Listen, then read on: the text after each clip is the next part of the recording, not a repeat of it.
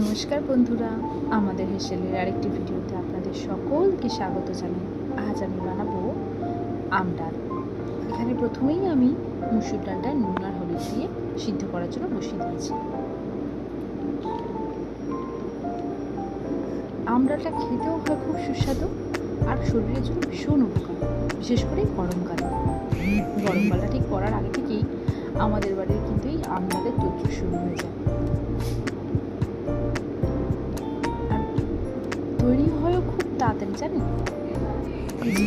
এখানে এটা সিদ্ধ হচ্ছে।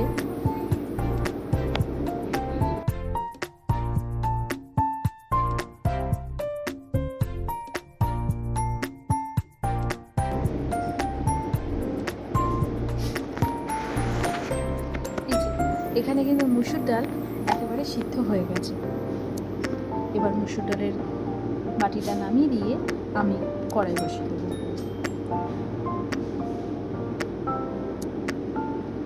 কড়াইতে দিয়ে দেবো পরিমাণ মতো তেল আর দেব কালো সর্ষে ফোড়ন। আম ডালে আপনারা সবসময় কালো সর্ষে ফোড়নই ব্যবহার করবেন। আর আমি দিয়ে দেবো এখানে 2টো শুকনো লঙ্কা।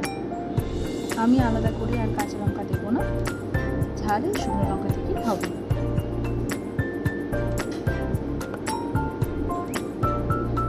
সর্ষে আর শুকনো লঙ্কা থেকে ফ্লেভারটা বেরিয়ে এলে এবারে আমি দিয়ে দেবো পেঁয়াজ কুচি।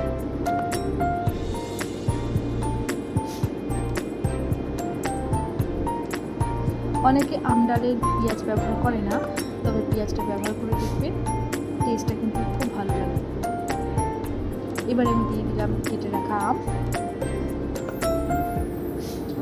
আমটা এখানে খুব কড়া করে ভাজার বিশেষ প্রয়োজন নেই, একটু লো ফ্লেমে হালকা করে নাড়িয়ে চালিয়ে নিলেই হয়ে যাবে।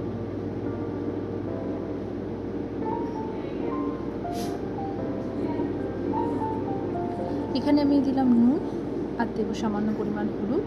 মনে রাখবেন, নুন আর হলুদ দুটোই কিন্তু ডাল সিদ্ধ করার সময় আমি দিয়ে দিয়েছিলাম। এবারে আমি দিয়ে দিলাম সিদ্ধ করে রাখা ডাল।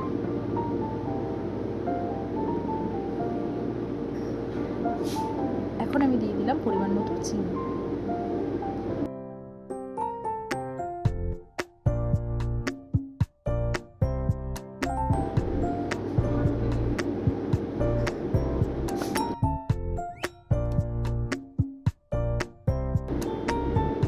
আচ্ছা, এবারে আমি দিলাম জিরের গুঁড়ো। এখানে আর কোনো আলাদা করে মশলা বা কিছু দেওয়ার দরকার নেই। আপনারা চাইলে আর একটু পাতলাও রাখতে পারেন, তবে আমাদের বাড়িতে ডাল একটু মোটা করেই খায় সবাই। ওপর থেকে কিছুটা চিলি ফ্লেক্স দিয়ে দিলাম।